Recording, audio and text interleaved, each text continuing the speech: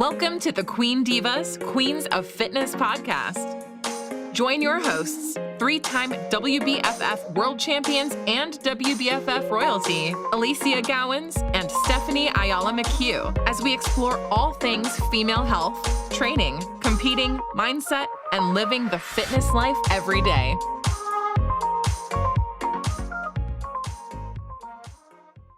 Good afternoon, everybody, and welcome back to another episode of the Queen Divas podcast, which this time I've remembered to hit record on. Okay, guys, I'm just going to leave it at, we already recorded this episode, but we have to go ahead and re-record because Alicia's prep brain already kicked in. And, maybe just the fact that she's got the baby in the mix and prep going on. She did not hit record last time. No. So here we are. We're going to redo and recap how Alicia's prep to Atlantic City is starting and how it's going. So Ali, I actually did a story on this morning to say that, look, it's probably not entirely a horrendous thing that I forgot to hit record, because it means we've actually had a few weeks under my belt. So we can actually sort of discuss that. And I guess, one of the biggest things that we talked about first time, take one of this, was the fact that it looks so different, right? So there is nothing at all about this prep that looks anything like any of my other preps. And I kind of like that in one way, because it's a challenge and it's 100% stretching me on so many levels. So there's, some really big positives coming out of it. But it's also, I'm learning a lot. There's so much that I had to factor into and approach things from a very different level because I'm post cesarean, which I had never been before, and postpartum post cesarean with, a situation where I couldn't even start training until 7 weeks after he was born. Yep. Then when I started training, it wasn't even like I could go straight into it or straight into how I would have previously, been lifting. I literally had to do rehabilitation-based training. I've still been doing it up until this week. Well, okay, so guys, just to recap, because on the last episode when I thought we were recording, I told Ali, I'm like, oh my gosh, I'm going to freaking chop your head off. That was such a good episode. But I get it. I should have recognized too that she didn't record. So it's a little two-end street here. But at the same time, we recapped on Worlds a little bit on how she had actually managed through traveling across the globe and still kind of trying to do what she could amongst, the day-to-day activities, as well as, events that we had with the WBFF. And she was still active, although she wasn't cleared for her to train. So this is actually one of the questions I had on the last episode, but now it's a little different because before I asked her how she was able to, obviously navigate herself through that. But now it's like, how do you feel as a newbie again? Because I know that's how you feel, right? Like having to re-enter soreness and having to, just reestablish, right? Like the beginning entry phases that normally, like the DOMs, we've talked about that in the past, but also just recovery and strategic scheduling, because I'm curious with the baby, how are you even able to and manage your meals, your training? This is probably the biggest question for everybody, right? Yeah. And look, this is probably one of the biggest things that is really different for me is that, look, for anyone that follows me would have seen that my daughter turned 10 literally on Wednesday. So, my baby was not much of a baby. And, for the years that I have been, so I've been a pro in the WBFF for 10 years next April. So I'm just shy of a decade, right? I've been doing this a very long time. But all of my years as a crowned athlete, and, I've got 5 crowns, so 2 international titles, 3 world titles. Those have all been gained over the last, 5 years, 6 years. And in those 6 years, you've got to remember, Calla was at a decent age, right? So she was well established in a routine, well established in a ritual. You know, I literally have her 70% of the time. Her father has her 30. So I have times where I'm completely free, but it's all super manageable. So I was able to do things before she was awake or when she wasn't with me. And I never had to really factor into or manage this completely dependent entity, right? So my whole prep and training regime now looks so different. Like I've juggled it as a mother, you know, in the WBFF land. For anyone that isn't aware, I actually competed when Calla was 6 months old. So I did do these months before, and I did prep throughout my pregnancy with her and then after to get on stage in another federation, which I won. Before to WBFF. Before doing WBFF, yeah, gotcha. Correct. So I knew I could do this, right? But it does look very different because it's been done before, but you didn't have the actual C-section. Correct. So now you have to deal with the recovery of a surgery. Yes, correct. Not just so this is what I'm just coming to is that all of the preps I've done that have been at a very successful high level in the WBFF, I've done without having to manage these variables. So this is all a new mix for me. But even when we break it back and look at the fact that I have done a prep through pregnancy, post-pregnancy to a stage where I've won, it looked different because it was a natural birth. So what I mean by that is after I had her, I was back in the gym within 2 weeks. I was doing my pelvic floor and I had some abdominal separation. Which is normal. Which is normal for someone that, is able to give, birth normal. But it meant I had 5.5 months under the bar, so to speak, to get ready for my show, right?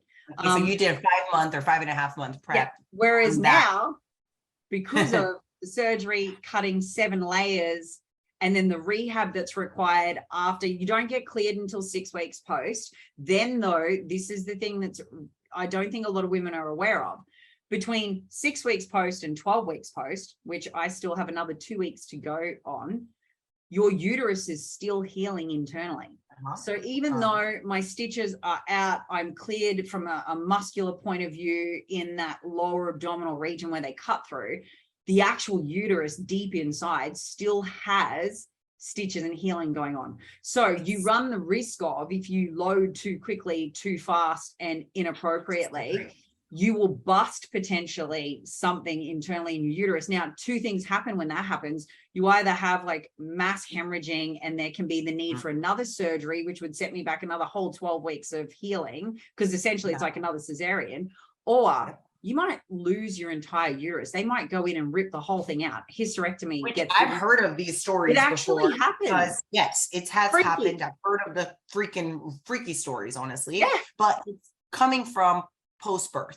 And I think that the women that are just trying to quickly get back into training are neglecting these things because they want to physically, look a certain way. And Allie's really a great example here that she wasn't going to mess up her prep. That's coming into the next, let's say, now we're 12 weeks out, but at the time that we were at Worlds, she was still like 16 weeks out or so, right? Yeah, I was. Show. And she was still like super, super careful, very cautious. She wasn't in the gym trying to like exert, obviously some heavy weight. She was doing body weight, y'all. Like she was actually trying to just manage her body weight. So for all of those, that's exactly what it looked like. Like right the day before I flew out for Vegas for Worlds, I got the clearance because we had the internal examination where they test your pelvic floor. And we talked about this, Steph, where your pelvic floor is ranked like it's an elevator. It goes from the bottom floor up to level 5 and back down. So it's ranked out of 5, right? Pre-pregnancy, I had everything tested. So internally, under load, standing under functional pressure, I had it all tested. I was at a 4.5 out of 5. So that's really quite strong.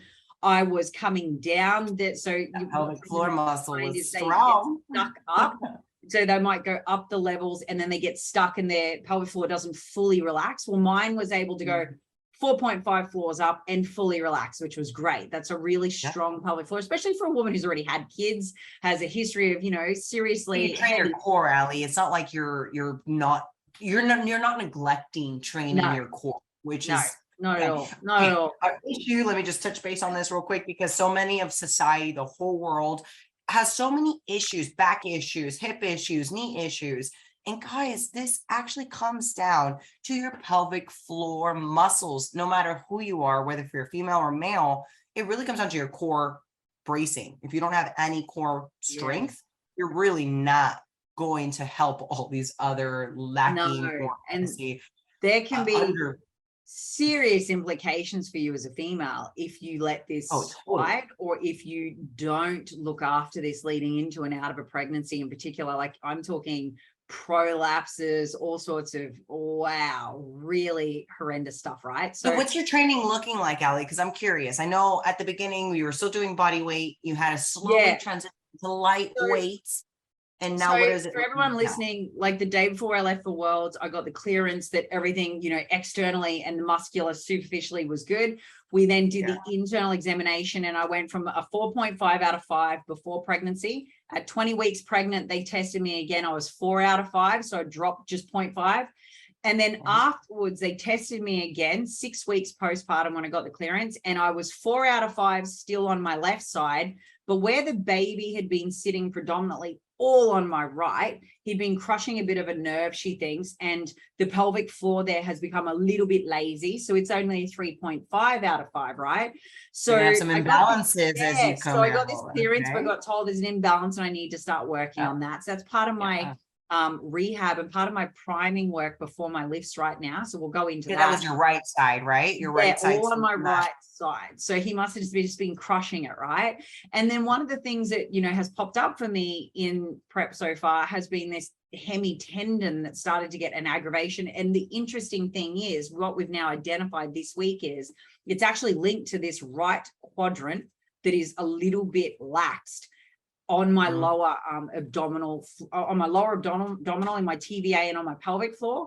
So that actually means that the back of that leg, that whole hemi, is recruiting not going to fire up properly, right? It's going to be like inverted. It's going to be like a little lagging rather than your other side. Guys, her touching base on this is like huge, because I find this is obviously postpartum, but across the board for anyone that is having any imbalances, if you don't actually try to pinpoint or try to figure out what are the imbalances from left to right, you're really never going to fully be able to improve these areas actually with good symmetry.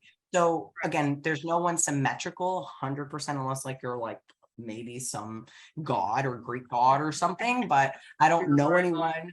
I don't know anyone that I know on the top of my head that is extremely symmetrical. So what she's addressing is actually what she's going to have to work on throughout the prep, so that maybe some compound movements aren't actually loaded 100%, but rather her actually working through these imbalances to make the left to right just as equally dominant, because her right side is now suffering from not being able to activate and actually causing her some issues on the right side. Squashing it. And so her right glute, her right hamstring, her right quad, her right calf, everything down the right side of her limb, most likely from the hip down, is going to be affected. So it's interesting because a lot of it's in my sling. So when we're looking at this not recruiting properly on this right side, my left glute there, therefore is a little weaker. And then the opposite. It's going asymmetry. So it's actually going opposite. Sling. So it's the opposite. It's super interesting. Exactly. But it's really evident when I do a few things unilaterally, you can see. So it's not down your right leg. It's actually causing you some imbalances going into the posterior side of your opposite. Coming literally from that lower quadrant in my core / pelvic floor and its recruitment. So, and then that has an impact upon, the actual full core. My ab plate is coming in really well. I've only got like one small part of my finger separation now in between above and below the belly button, which is fantastic, above average. And that doming that comes through, which is you want to avoid, that only happens as I start to fatigue, which again happens because that lower right quadrant is a little weak. So it's really interesting. It's a fine line at the moment, bringing up reps and volume and, you know, what load I put on it at a fatigue point, because what we're trying to do is stretch the fatigue point out further and further, not just smash with load and take me somewhere before I'm ready to get there, right? So I'm earning 100%. The right to progressively load. I'm not just progressively loading for the sake of it. My body is... You guys hear her? Okay, she said she's earning the right to progressively load. If I could just put that in a statement, a caption. So many try to get ahead at loading because yes, that's what we preach. We preach about progressive overload, but and I think, you know, look, it is necessary, but we know... Yeah, we know that strength is required, and we know that lifting a heavier load is 100% going to be giving us the gains we want, right?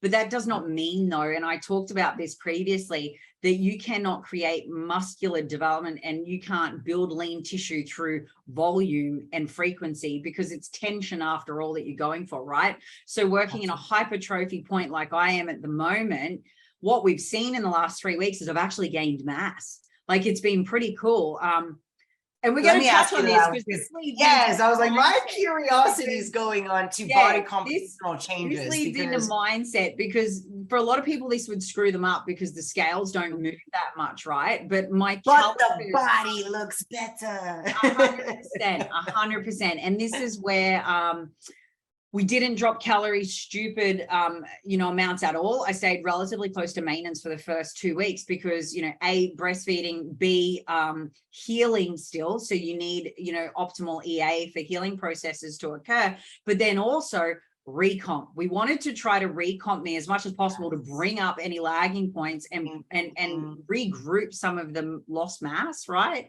So it's looked really different because for me, cuts have looked one way. I've always been down, around, trending, and it's just right? down. I build in my off season. I stay super tidy. I'm always like 8 to 10 weeks from a stage max. And then it's like a 20-week taper with diet breaks, and it's just down.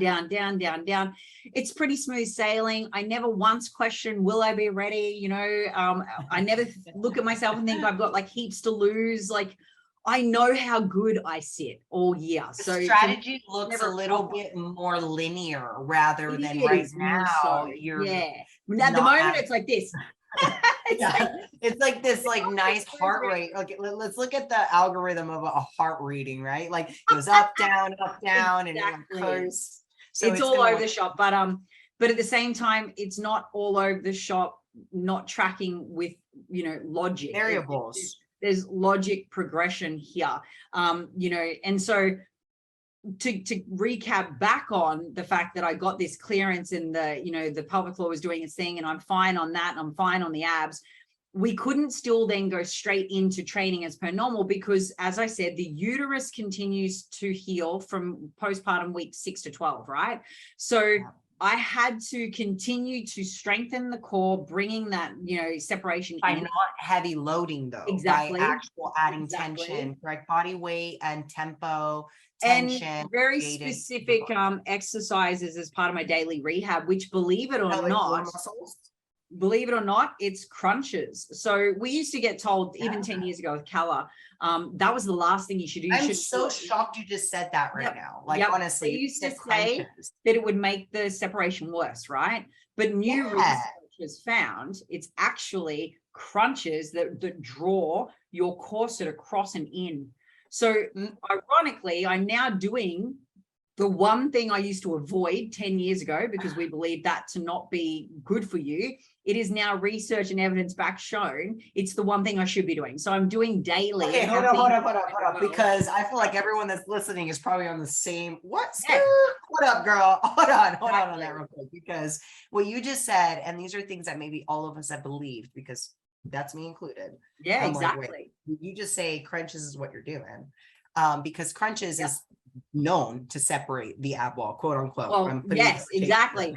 Everyone believed that to be the case, but no, now new research has found it's not in fact the case. So since 6 weeks, what I've been doing every single day twice a day is 10 crunches. And I'm not talking hands behind the heads. I'm talking like the full. That's what I was going to ask next. Like, how are you performing the crunches? Hands on legs, reaching up over the knee. So sliding up. So more of a Pilates based crunch. More of a C-spine flexion. Correct. Of the Correct. spine, right? Yep. Okay. So, you know, literally laddering it up one thing at a time. So 10 of those and then 10 diagonal. Now, the interesting thing is, again, with the sling, you notice the difference in my diagonal on that weaker side. So in fact, you would be thinking it would be my right side, but it's not. It's my left hand across that actually shows the weakness in the recruitment of the lower right quadrant.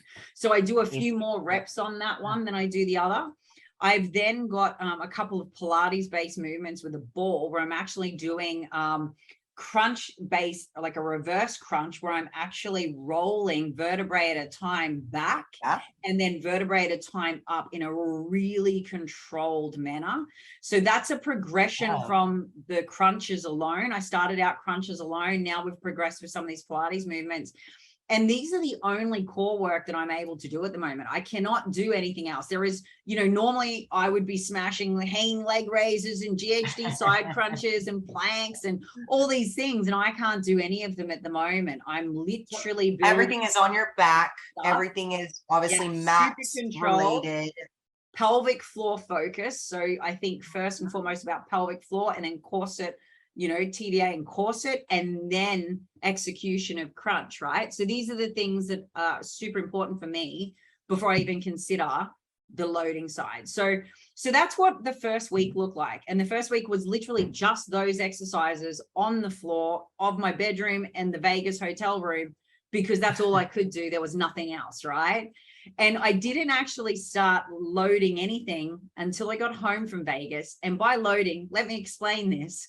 The first week on this last episode, by the way. Yep. The first week, Stephanie. I did not lift anything heavier than George. So in the first week, which was as it should be.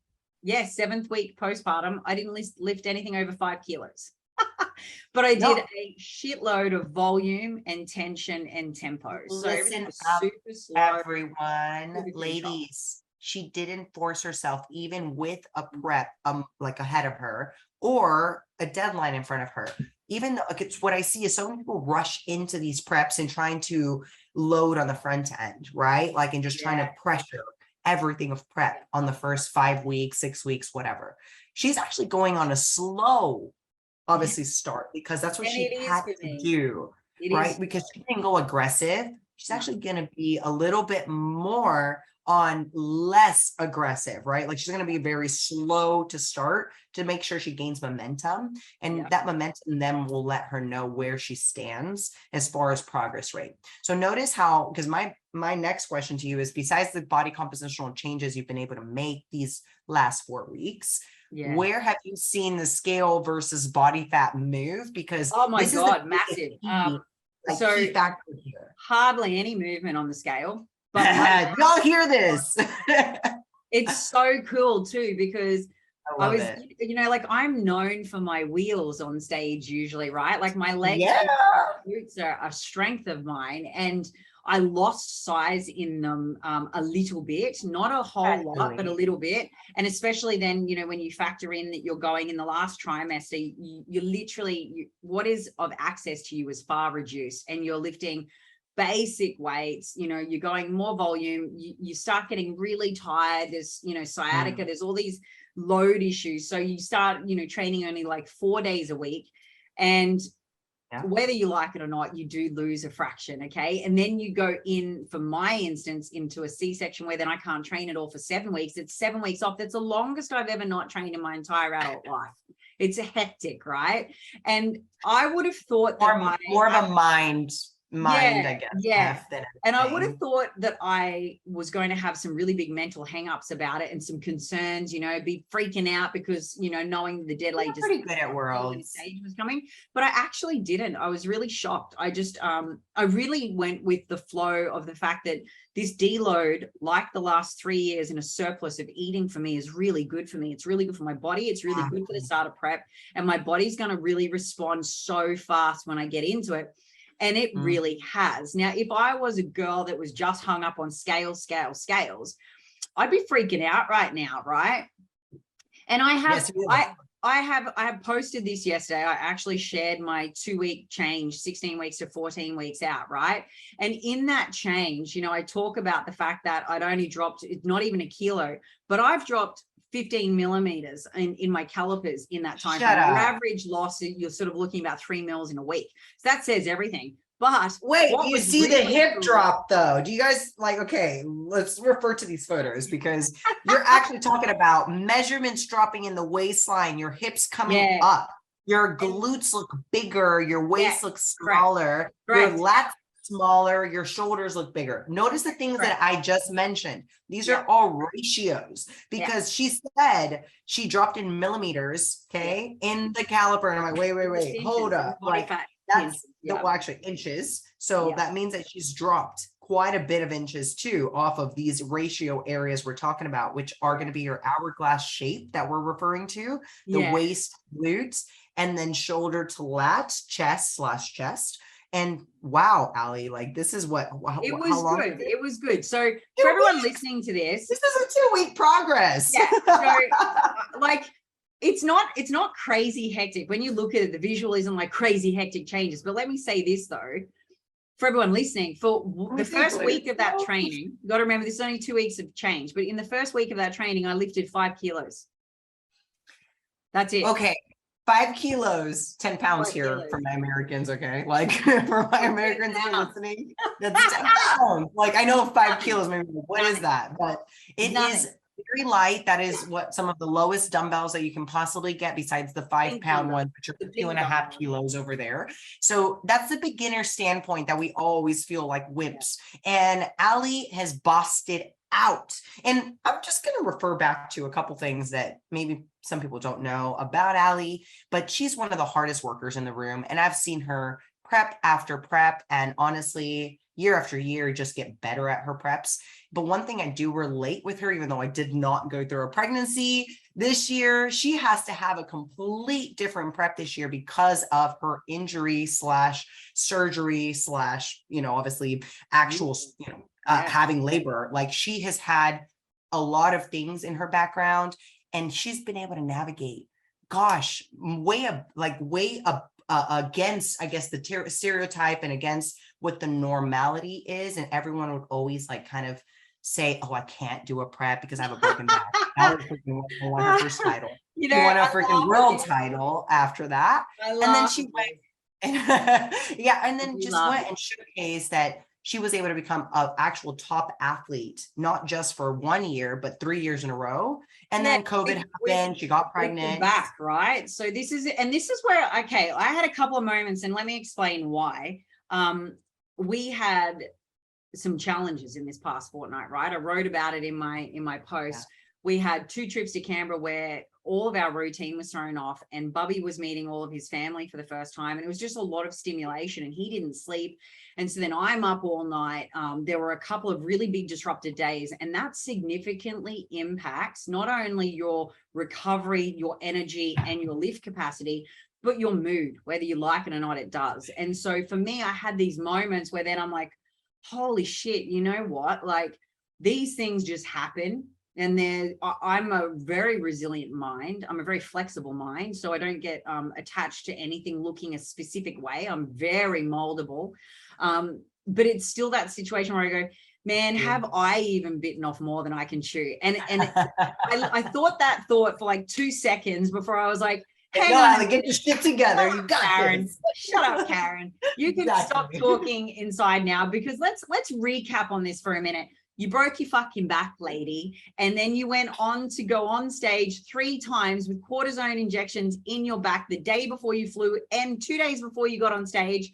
You literally didn't pose 1 year until midnight the night before your show to reclaim your crown. We're good. We got this. Do you know what I mean? Karen, shut up because that's the only thing that's talking. You nailed it though. Like I had to have that conversation with myself because it was like, hang on a minute. Why would I even think for 1 second that this variable will be the variable that breaks me? It's not going to be. Faced actually way worse than this. The thing that is I think the reason that thought even popped into my head is because there's manners of unknown. So what I mean by that is I did the back. I managed the back. I had unknown variables for the very first time that I won a crown post that injury. And it was the Atlantic City show. So there's a big sentimental reason for me hitting the Atlantic City show as my comeback. Broken back. That was your recovery. Well, your comeback. It was my very first crowned win. And it came at the back end of some big adversity. You know, I had my back break literally a year prior.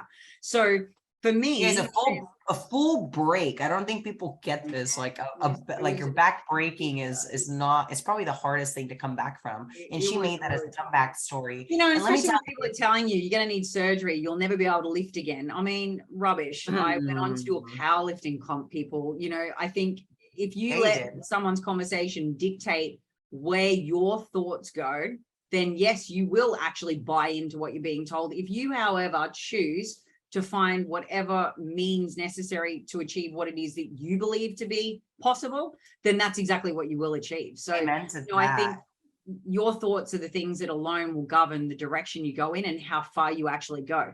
So I won't let my conversations get very far in my head. I'm human though. They're going to pop up from time to time. And I think it popped up because it's unknown, you know, like I've never done this with this C-section situation before, so there's an unknown. So every now and then, whether I like it or not, I'm a normal functioning human female, I'm gonna have fucking retarded thought processes, but thankfully they don't last long, and I call Karen out and I crush her real fast. So you know, I'm like everyone else, and I'm juggling sometimes, you know, some self-destructive moments, but they don't last long. And we all have them. Yeah. And I think your ability to stay quite aware of what you're actually capable of is super important. So, you know, like I had to remind myself of that I've faced worse. Awareness. You know, this will be something that these two will pass, right? And I guess the key to it is recognizing that even though this was my worst starting point, even though this is my largest, you know, body fat percentage starting point, I know my shit. I do the job. I don't have disordered eating patterns. I don't have a bad relationship with food. I have a very good relationship with self. I don't have a lot of the things that would otherwise prevent me from getting to this stage and or keeping a healthy perspective along the way. You know, I think I could literally lose sight of those things if I wasn't who I am and how I think a lot of the new competitors deal with what you just mentioned right there. Like they you don't know what is happening or what to expect. You're not going to believe in yourself as much. But the reason why you're able to hone in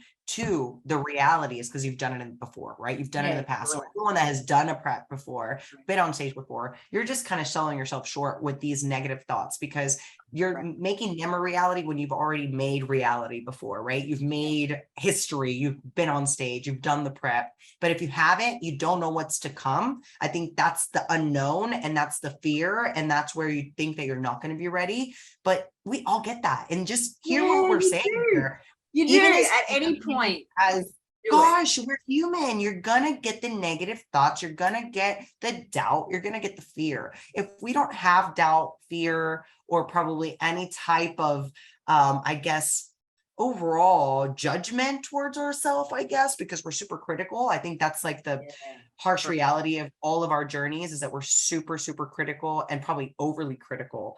And that's when we stop and we limit ourselves to actually doing maybe the actual show. So you know how many people I've seen actually drop out of the show that I'm like, what the fuck is wrong with you? Like you are literally the best person I have on the team right now. And I'm just being honest, right? Like, and they're dropping out because they don't believe in themselves. It's also a situation where you're like, have you seen Ali? She hasn't dropped out. What's your Absolutely never. Never. No, actually what you just said though, like, okay, great example. Anyone prior in history that has done what you're trying to achieve has done before. Why is it unachievable for you? Honestly, like why is somebody better than us? It means that we aren't willing to commit to that goal and go that far. Absolutely. So we have to really look in and cut the Karen out, cut the freaking Nancy out. call negative Nancy like Karen is what I guess the new saying is, but I've always called her Nancy in my day. Nancy, negative Nancy. Yes, Nancy was who I used to call her because she was negative Nancy. Like, again, like for me growing up was always cut off negative Nancy. Like she ain't part of your life. But recently Karen's taken over, and she's like the name for the negativity.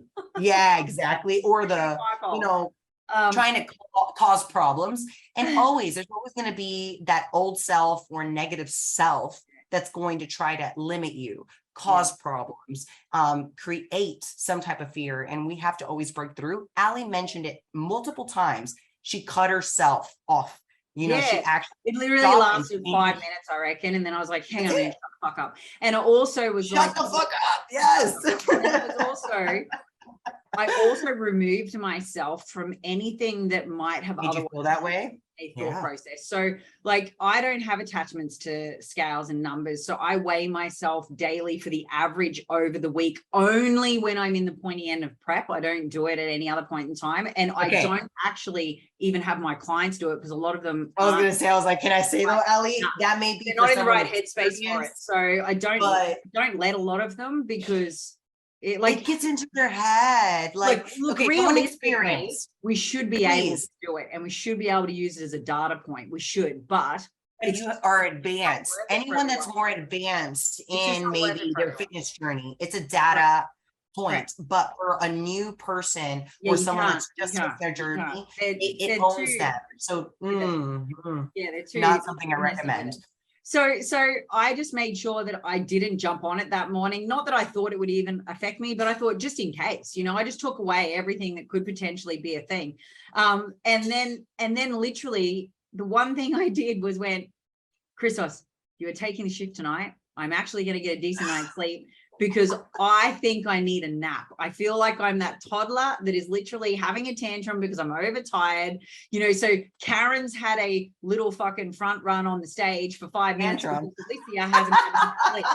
So Alicia put herself to bed. She got a decent 9 hours sleep. I woke up and I dropped on the scales. I lifted like a boss in the session that I had because I was actually starting to load in that second week. And everything was great. And I've just felt great ever since. So, that thought process lasted for 5 minutes, a decade ago. But that was lack of sleep. Honestly, what you just said, 100%. Me just accepting it means I just needed a nap. Sleep, woman. A really long nap. Alicia needed some sleep. And anyone that's feeling like they're losing their shit, right? Like, you just feel like you just can't have life anymore. Yeah, honestly, what she said was right. Like, that means you need more sleep. You need to take a nap. You need to maybe get a little extra sleep in time or maybe take a day off. A little R&R time too sometimes. It's, giving back. Resets you.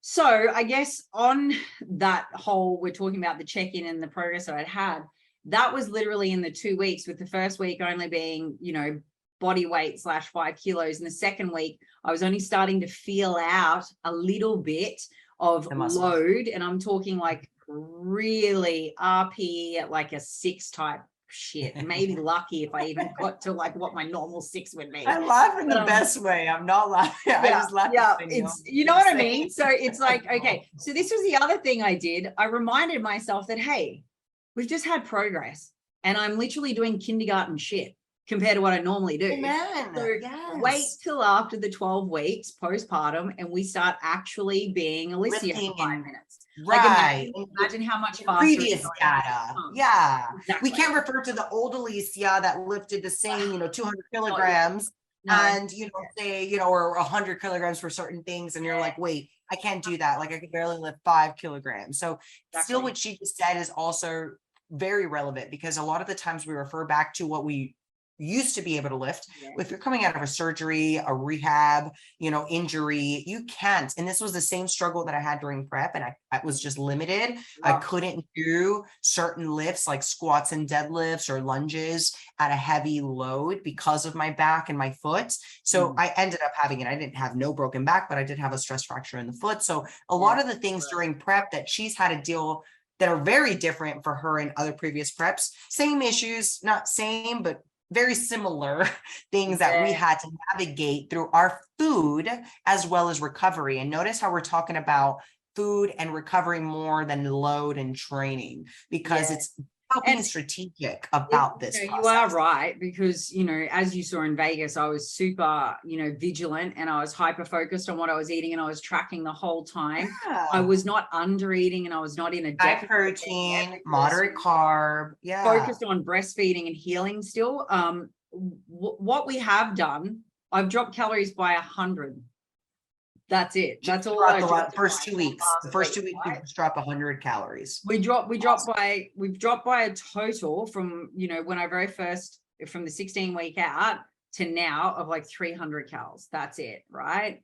And that drop has been modest because we actually, like I said, wanted to try to capitalize upon an opportunity to recomp and create, more lean muscle mass, some lost mass, and also keeping the breastfeeding capacity high, right? So these factors were variables that had to come into the mix, and these again were very new things to me. So, I mentioned earlier that training looks so different. If anyone that follows me sees, we are literally, I'm nursing George in between sets in the gym at my house, and then Christos is burping him and hugging him or rocking him while I'm with him in his sets. So it's quite funny. It doesn't look amazing like it used to, but you know what? We're making do. So it's one of those scenarios where, it's as you mentioned before, people say, oh, I can never do this or I can't do that. And one of the things I always come back to is that time is actually never the issue. It's the prioritization of your time and yourself that is. And so, everyone has the same time I've got. I'm still managing a full-time work schedule, multiple teams, international shows, travel, the newborn, and my prep. Does it look like it normally does? Hell no. I'm like emailing people at 2 and 3 a.m. in the witching hour in between burps and farts and nappy changes crying out. And then other days I'm like online at 9 o'clock at night, which I would never normally do. I normally have quite structured sort of timeframes, but you know what? It is what it is. I'm flexible, I'm fluid, I'm adaptable. Managing, what I've got available to me to tick my boxes and do all the things I need to do in the 24-hour window I have. So what have I done? Strategizing though, prioritized activities according to schedules that now fit for me, and also according to, the targets I have to hit every day. And any day where I'm feeling like I'm particularly tired or not necessarily motivated, I just literally break it back to, what are my daily habits? Tick those boxes. What are my daily targets? Tick those boxes. Done. Motivation or not, shit gets executed. Right. Amen. Guys, motivation is not going to always be there. And this applies to especially not now. Oh no. Motivation is the most fleeting emotion. And notice how I say it's an emotion, because it is just like we get sad and mad and frustrated and depressed. It's just an emotion. So we can't depend and rely on it. So we have to really set up a habit and routine in place to actually be what sets us up, because when motivation fails, routine will always prevail, and that 100%. Will always give us some actual sense of like what to do, even if I don't want to do it. And what she said, one of the things that I would recommend anyone, this is, I think, for really irregular schedules, because let's say maybe you are nursing, a newborn, or maybe you just have really irregular schedules as a nurse, doctor, overnight shift. You want to have different days, and tell us about a couple of the days, but I'm just bringing up here how you have to have maybe more of something you would fall back on as your schedule or strategy for that day. If you have to sleep in versus, you actually have. If we liken this to shift workers, right? Because I feel like a shift worker. It's very, absolutely. It's very relatable. Don't laugh, but Christos and I call it our shifts. So it is a shift. What shift we're going to take. Absolutely. And it goes like this. You're either in bed asleep at 6 p.m. One of us is, and the other one's awake. Or I'm never going to survive as a mother. Because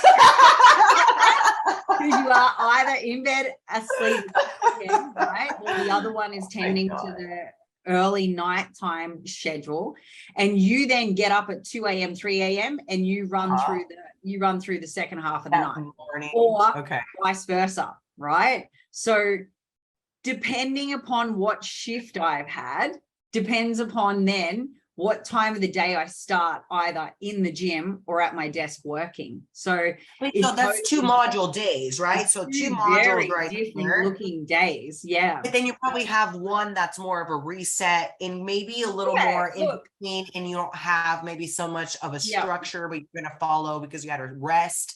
But at the same time, all the things. So I do auto regulate, and if like I know that I've had a particularly crap sleep, even in my block of sleep, or I've had 2 broken blocks, meaning that he's gotten up and I've had to get up and then go back to sleep and then get back up again. And I'm feeling still particularly sore and it's quite a larger session, I'll just rest that day and I'll move my rest day. Like it's fine. It's not gonna hurt. It's the average total tonnage, volume, frequency total across the week. It doesn't matter if I miss a day here and pick it up over there, right? It doesn't matter. As long as in the course of the week I've nailed it.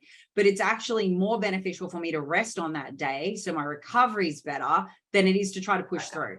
So auto regulation is a really big thing. And I think anyone listening to this, that applies no matter who you are and whether you're a shift worker, newborn parent or not. You've got to auto regulate. Just busy with life, right? Yeah, exactly. Like having 2 separate days. 100%. Is kind of how we're explaining this, is like 2 separate module days. And how I say modules, meaning you might have 2 different wake up times and sleep times, eat times, workout times. So you actually structure around these days, and then have that 3rd day that's a little more flexible, that you're going to kind of have maybe a different sleep or wake, time. So your day might look different. Looking at it, so getting a bit geeked out here. Good. We all love. If I know I'm doing my early morning shift, so if I know I go to sleep between 6 and 7 p.m. and I'm sleeping till 2, 3, and then I'm up at the 3 a.m., I know that I've gotten a massive dump of deep sleep, which is great for recovery. So then what I know to be true is I can hit my bigger load sessions and bigger outputs that day. If I have, though, less of the deep, because your deep you mainly get between 10 and 2 a.m. because I'm up then and then sleeping in the later part of the night. That's my big thinking days. They're my big critical thinking days. I'm really switched on, great for programming, great for client, great for interaction days. And that's the days where I'll do an upper body day only or a rest day. And I'm more hands-on, deep diving in my laptop. Love this, Ali. Yeah. So, yes, I do structure where I'm doing things around my shifts, because it's more about what I'm getting out of my recovery and my repair and my sleep.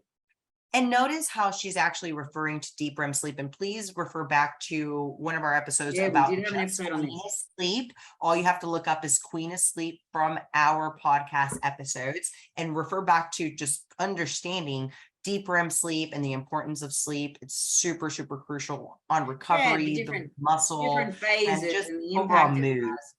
Yeah.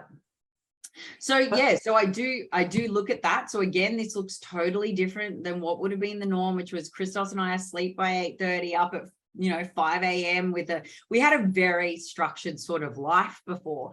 Not that we were married to it, we've always been quite flexible people, but this is requiring a whole nother level of flexibility. And shout out to him, he's been amazing. He has picked up and supported me so that I could still be high functioning for clients and our work and my prep, right? So he's pretty awesome like that. And I'm very, very lucky. So that makes my life a lot easier for sure. That is the one thing that I think I have a competitive advantage on most other women. If their partners don't do those things, then I'm one up on you, sister, and I'm sorry about it, but I'm not even traditional Ali though. It's just that traditional background, and actually Christos is super traditional when it comes down to culture. But and just thinking of it, he's actually probably one of the more traditional people I know. But he respects and loves Ali's career and knows what her sport and what she does to be successful. Yes. So he's very supportive on her dreams and everything that she wants to do. And and I think, largely too, and he'll probably agree with me, if he was ever to have this conversation with you or listen to this, my success is his success. So like, amen. Yes, literally absolutely. see his role and the value he's added to my journey as These are a success reward for him personally. So it's not like it's just for me, it's also a very rewarding thing for him to know that he's a backbone to that success. So 100%. He's a rock. Yeah, he is 100% he is. And so we're very lucky to have the men that my life so have in much our life, because we are able to definitely be the women that we want to be, and obviously be our best. Yeah, and he's encouraging it, like, and he does dirty shit, mate, like that keeps me on track in the most, what he's like. He's an absolute stirrer. So anyone listening to this, he's the pestiest, biggest pest that you'll ever meet on the planet. He is a teaser. He's a chronic mischief maker. Dude, you'll meet. He is Loki personified, right? Like, I literally, shit you not, I get, my phone blows up with emojis and gifs with these little fats, kids and these big fat ladies. And he's like, you can't have a cappuccino today because you're too far from stage. And there's massive big rolls everywhere. And I'm like, oh my God. I'm like, no, sir. We'll be driving along, right? We're in the car and I'm in the back seat with Bubby, and I'll be feeding Bubby. And he'll be like, cappuccino. He'll go, what are you doing over there? And he'll point, and I'll look over, and it'll be some massive person at the set of lights. And it's his way of just having fun with the fact that I can't indulge and I can't do things, and I am meticulous and I am on track, but he's just taking the piss. And he knows you won't break though, Ali. If anyone that was because I'm gonna tell you, I see the same strategy from other people, other men that try to take this upon women, and it is horrible because they end up like sabotaging the girl and like making them feel worse. Whether he knows your skin, he knows you, he does it for fun, he does it to be faithful, and he knows it's very different. He knows it's funny, and it does actually though sometimes make me go, yeah, you know what? I don't need salt on my food today. No, not to that point. But I'm like, I don't actually need that second cup of coffee and to factor that milk into my macros. I'm better off. Right. Because the milk does have macros, y'all. And as much as we think almond milk has no fat or is very low in fat, we're like, oh, it's carb free, fat free. And it's like, oh, wait, guys, it's still a macro. No, it's not. It's still got calories in it. So, look, he is fun in the journey, but he's also super supportive, which is great. And I think, some of the key things that I'm going to need over the next course of time for this prep to be successful is those periods of time where I am going to have to be training outside of the house with one of my specialist team, perhaps. And that's where he will come on board and be super, supportive and look after Bub and let me duck out and do what I got to do, which is great. I also, am super focused on in the next 2 weeks as I get past this little uterus fully healed, roadblock that I've had. I've got to start then the process of creating intensity again in my lifts, but intensity that is relative to the current point in time and my current capacity, not relevant to what I've done before, but relevant to y'all. No ego, just smart. Exactly. So removing that out and safely loading with what is now some foundational, starting points again, because I really have been rehabbing to get me to this basic starting point. And one of the things that, I have noticed, which was one of the reasons why I had that Karen moment, is that with the healing abdominal wall, you have this, and this is, unless you've been pregnant, you won't know what I'm talking about. But anyone listening to this that's been pregnant, had kids before, knows exactly what I'm talking about. In fact, some women will be listening to this going, shit, my kid's 20 and I still have it. But it's a thing. It's a thing. You literally have this like squishiness. It's like the abdominal fat that you have is like a very adipose tissue around the wall. Very soft. It's a very, so it's like a sponge. If you were to come in and put your fingers there, Steph, you'd be like, wow, that's soft, so soft. Like if it was body fat, right? Like adipose. So you're just saying like a little layer of adipose. It's a post-pregnancy thing. And so, you know, look, continuing the work I'm doing and continuing to obviously lean out, it will improve. But it just means too that the visibility of my abs will be delayed. So again, because of the layer, right? Like we're talking about that layer and surface, just like fascia. We're referring to this as like a fascia layer. So I have to now mentally, but this is the thing. I know it. I know the logic. I know the fact that it's a physiological thing that I'm facing, but I also know imagine that it will come off and it will be okay. It's just, it's probably not going to be visible or a thing for me until right at the very end. So it's just being very conscious and aware of that, because normally I'd have abs sticking out at like, I don't know, 10 weeks out or something. But Ali, that actually kind of is very relevant for anyone that has very shallow tendons. Though, that's very true too. That's very true. Someone that maybe doesn't have a C-section or, you know, obviously maybe some type of surgery there or pregnancy, but has really shallow tendons and they have a little more fatty storage around the lower abdomen. A little bit more in the midsection. Yeah. So more your pear-shaped physiques will this where it's they wouldn't be into the last phases and last stages of prep. So it's that's like another thing. That was me for a long time. I couldn't get any abs until like the last few weeks of prep. And it's like, okay, finally you showed up. But I was like that at the start. At the start of my career, I was like that, and then built them over time. And it's been less of a thing for me for the last probably 5 years. So this is, but you have abs, because I can see your upper abs even like with even with body fat on me. Normally you can see them now, like in my off season you can still see the outline, the ab wall. You know, now it's just going to be slower to come back. However, you know, I was talking to my physio yesterday when we were going through one of my corrective Pilates sessions to fix that lower quadrant, and she was saying to me that, you know, I'm doing things at 10 weeks postpartum that she's got clients that are nearly a year post that aren't still aren't doing, and I'm doing the muscle memory.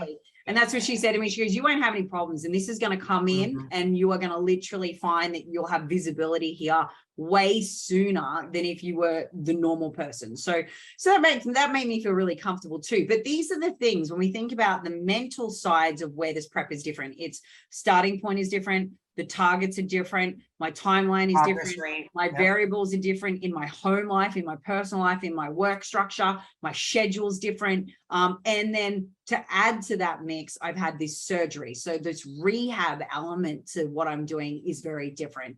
The mental side is going to be that I'm going to be at I'm going to be lean at different points in time to where I would normally be. And parts of the body that would be more visible already are not going to come in until the very final stages. So I'm already having those conversations with myself. Karen has been told to just stay inside of her room, and I'm sorted, like I'm good with it. So, you know, I think these are the things that if you were going through a prep process, you should by rights be having upfront proactive conversations with your coach around what may be happening at what points in time, what you can expect.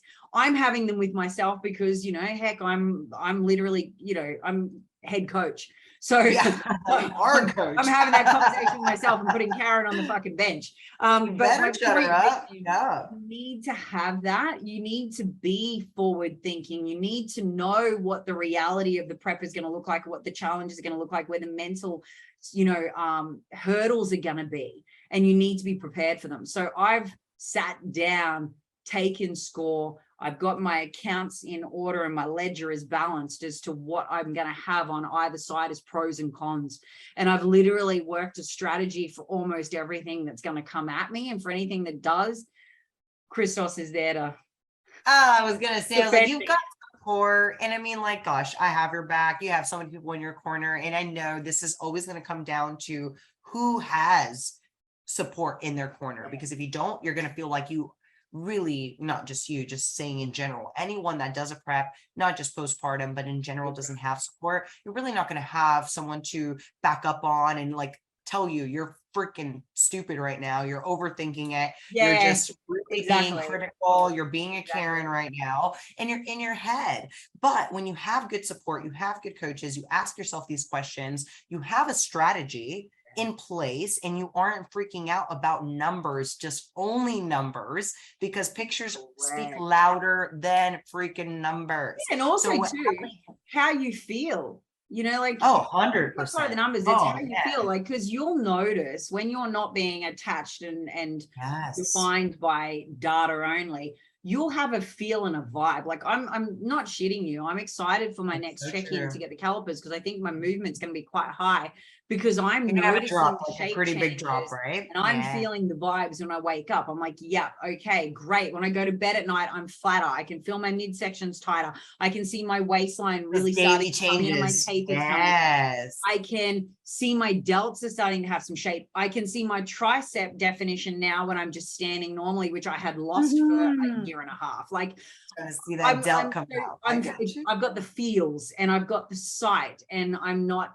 associating that with anything yet metrically this week. So I already know, stepping into my session with her on Tuesday, because she was ill this week, so we couldn't do the calipers, I'm going to have I'm going to throw it out there. I'm going to have a big drop. I reckon absolutely I will have a big drop. And I will have some measurements go up in my measurements on my legs. I was going to say body composition changes could be a drop in weight, but also an increase in measurements, or a drop in measurements, increase in weight, or no change in weight. So I understand. I predict a drop in calipers, drop in body fat, an increase in some measurements, perhaps primarily glutes and legs, maybe stagnancy in those measurements, because I will have dropped some body fat as I've created some lean mass. And then I think overall a slight drop on scales. I might surprise myself with the scale, though it might be higher than what I'm predicting, but I'm predicting a big move. Yeah, but what's the scale matter if you look and feel better? Yeah. Like I'm noticing it. I'm noticing it in my clothes too. Like I'm back in all of my pre-pregnancy workout gear. I'm technically only 500 grams now from my pre-pregnancy starting point. But let me caveat this. My pre-pregnancy starting point was post a year of IVF, and my composition had already drastically changed in order to fall pregnant. So that was much higher body fat position, and I dropped a little bit of mass.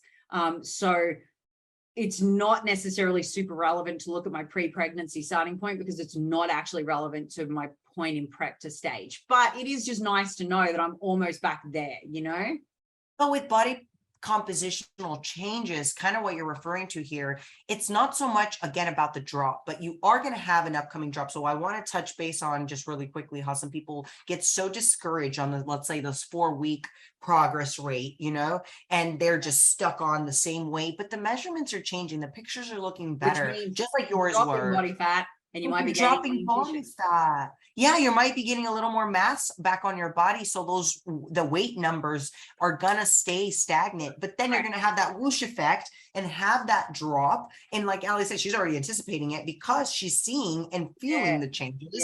And she already knows that 4-week accumulation is now happening in the metrics now. But understand that she waited and didn't just do any drastic changes in those 4 weeks. Drop calories or increase cardio.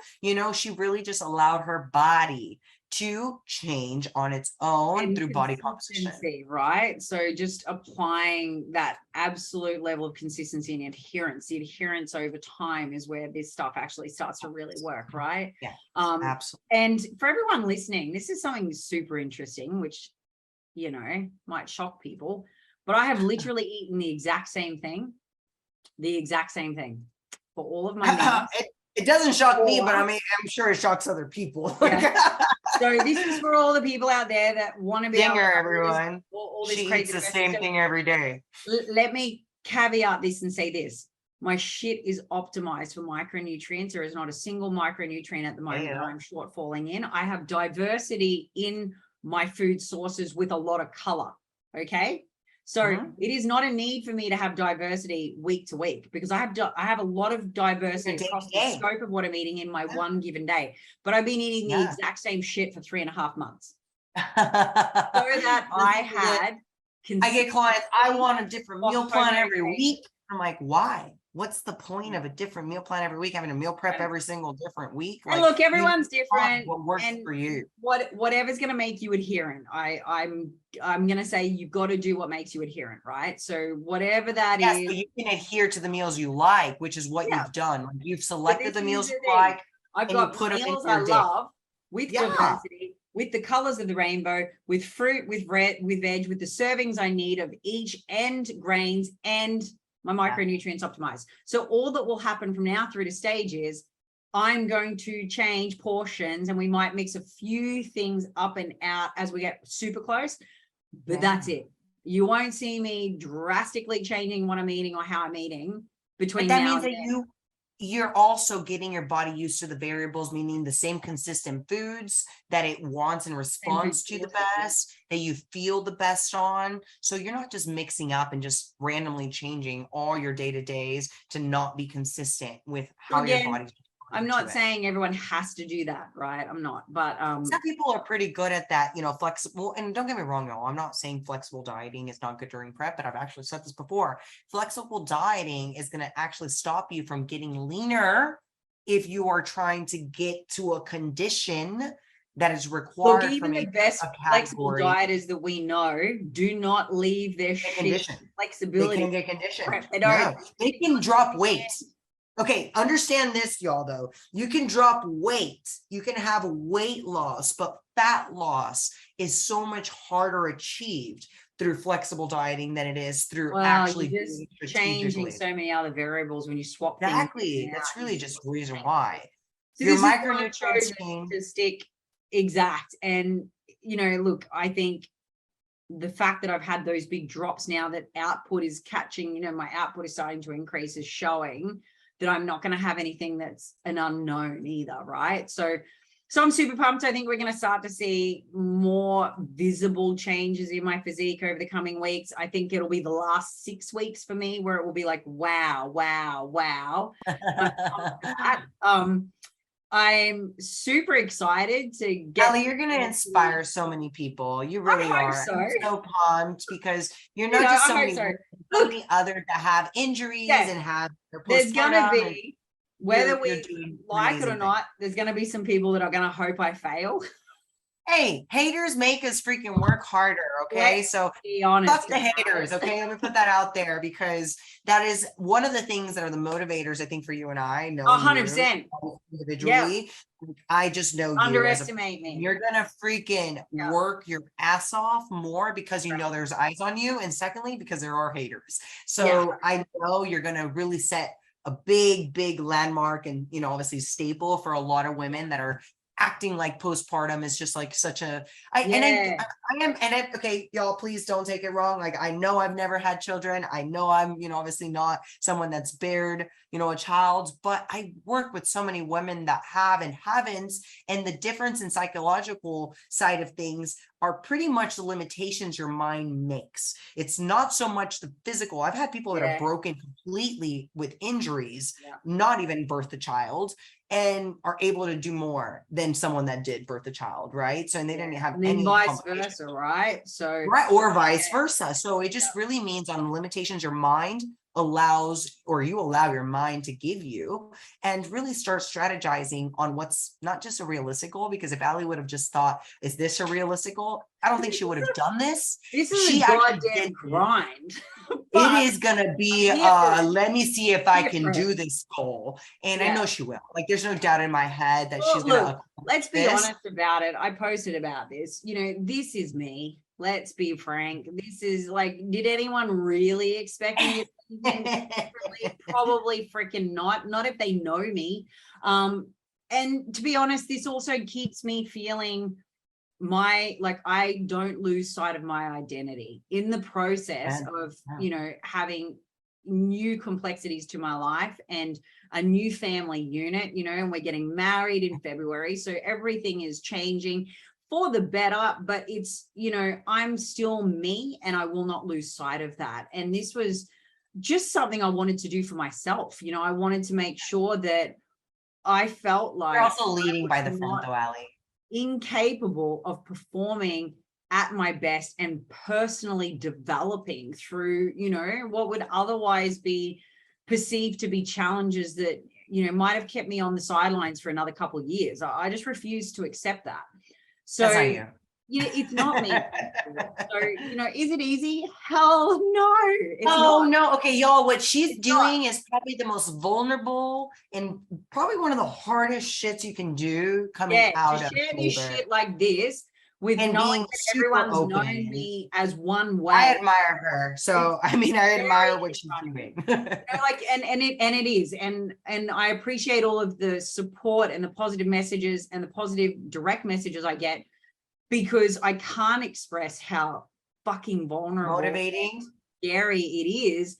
But it motivates you, I'm sure, right? Like knowing how much you're worst physical condition of my life, right? Like, oh, come on. Okay. That's Allie's the- worst, what her starting point is what most women are like, I wish I could be there someday. And then you have Allie like starting her prep. And I get this, like, and we have to say this, Allie, because we're super critical on ourselves. And I always say every time I start my prep, I'm like, oh my God, I let myself go. But I really did it. It was just like a strategy to be where I was at the end of the off season and then going into prep.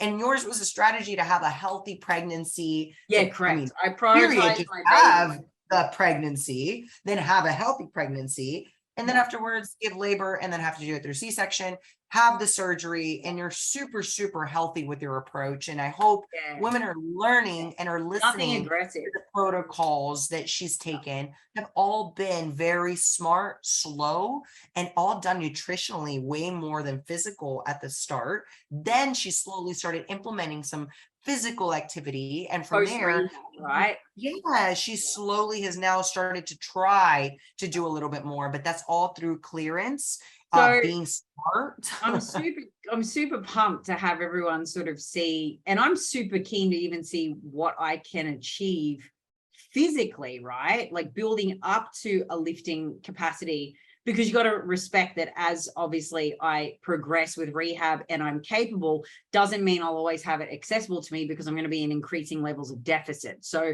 therefore, you know, strength gains are significantly limited and reduced. So I'm sort of pumped to see where I get to. And, you know, I hope that actually does give people a lot more comfort and confidence in their own journey, that like, if I can do this post this, starting from the ground up and in a deficit, managing all the shit that I've got, you know, going on, then, you know, so can anyone else, you know, like I'm not doing this because I think I'm better than anyone. I'm doing it to show everyone that anyone can do this if they actually just, you know, apply themselves. Yo, we ain't superhuman. We just have a very big will and a big, strong mindset that's going to push us to do the things. And a lot of competitive, and a lot of support. Yeah, that too. A lot of competitive nature, good support. And then obviously we set ourselves out to do the things and don't just wish them. We actually take action to do and them. You know, I'm super pumped to actually get on stage beside several of my clients. I'm actually currently that's such a good feeling. The ladies to get on stage with me, and I can't wait. Can you imagine the party I'm going to have backstage is going to be off the... Allie, I'm going to be the one in the back. Okay, I'm being serious. I'm a vibe backstage normally. This is going to be next level. It's going to be like... Oh, Allie, I cannot wait. Okay, y'all. I'm just really, really already envisioning the stage, but Atlantic City is just a different type of vibe. I mean, we really it's awesome. I love it.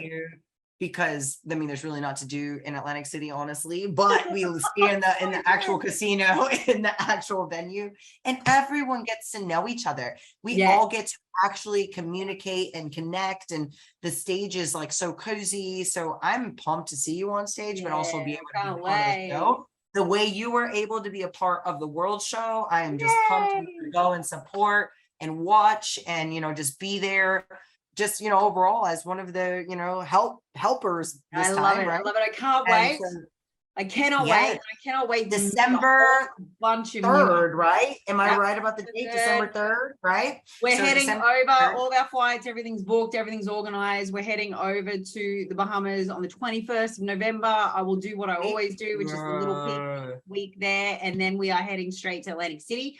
We've got a massive team coming. I cannot wait to share it with all of the guys and girls. It's just going to be so much fun.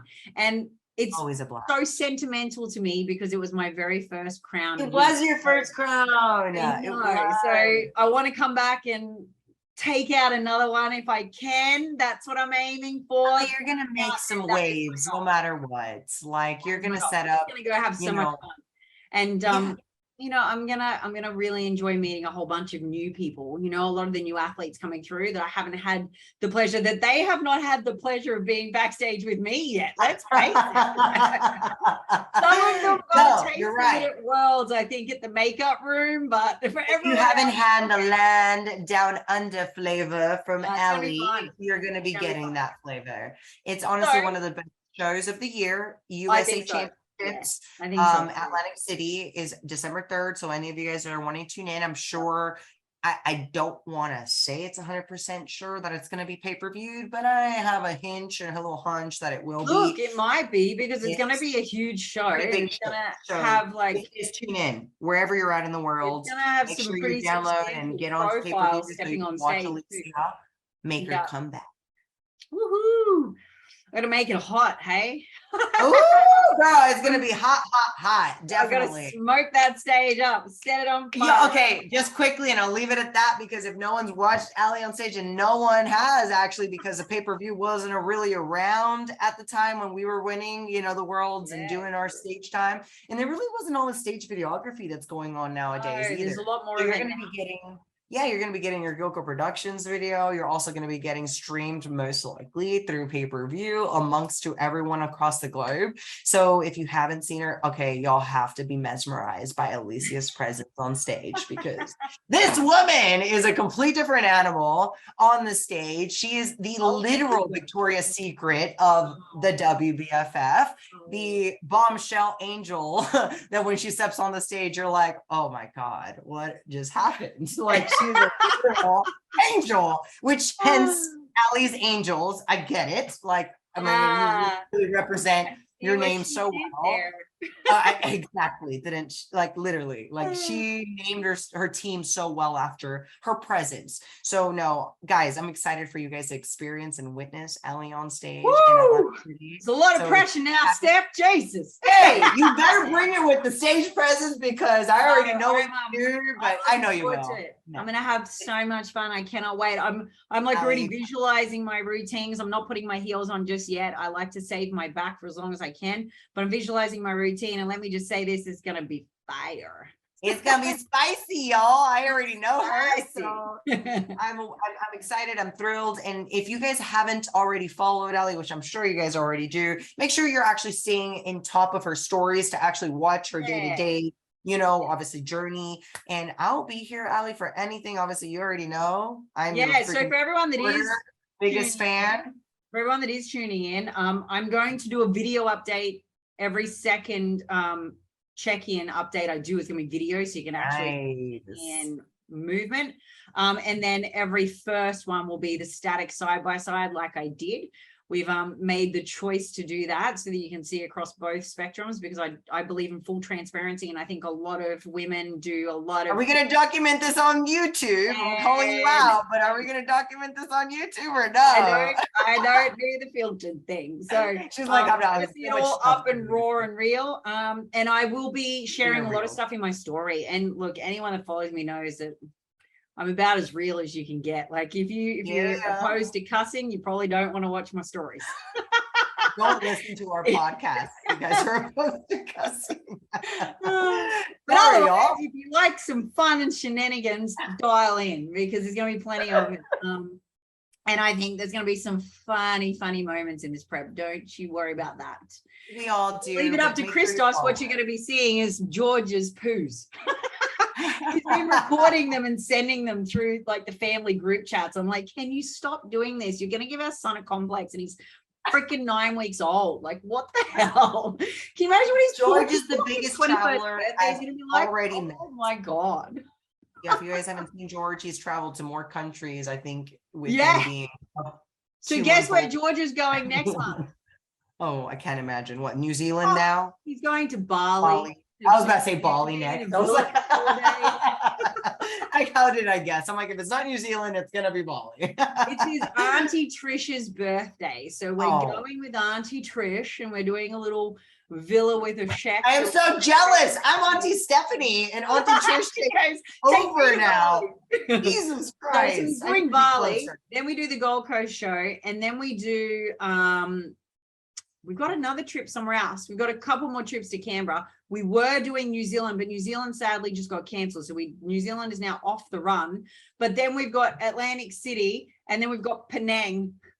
So she forgot Bahamas, one of the best countries and ever. Bahamas. That's right. She forgot Bahamas going into before he's 6 months old. Can you imagine what his passport's going to look like? Far out. It's going to be more than what people's lifetimes passports are. So yeah, that gives you a little insight of George's life right now and Allie's prep. So I hope you guys have enjoyed being able to see a little insight of what Allie's been, doing, starting her prep, and kind of how she's been able to start and get going with her momentum. She hasn't been stuck on just numbers. If anything, she's been stuck more on her look, her feel, and making sure that she is setting things up into place leading into her, show day. So y'all have safe earning the right to progressively load. Way to say it again. Earned it. Myself up for the next phase, which will be my second meso cycle in the entire prep to stage, which will actually see me starting to progress in my lifts with more normalcy, right? So there's some exciting things coming up. I know a few of you have asked for it, so I will share some of my rehab next week, the things I'm doing in the house on my Pilates reformer, the things I'm doing with my rehab people throughout the week. And then obviously follow me if you want to see more of my absolute raw, sometimes not so flattering, completely vulnerable check-ins. Hey, that's what we're here for, Allie. So keep freaking bringing them up, showing up, and being the inspiration that you are. We love it. And I hope everyone's being inspired just as much as I am. So we love you. And everyone, thank you for listening. Honestly, thank you guys for your support and the reviews and just overall comments. But if you guys ever really want a topic, we and Allie are always open to topic requests. So definitely hit us up. Give us a request, drop a comment, send us a message. We'd love to hear from you. All right, guys. Till next time, y'all. See ya. See ya. Thanks for tuning in to another episode of the Queen Divas, Queens of Fitness podcast. Make sure you follow us on Instagram at Queen Divas Pod, on Twitter at Queen Divas 4, and follow our hosts on Instagram, Alicia at Alicia Gowans _WBFF Pro, and Steph at Stephanie Ayala 7. See you all next week.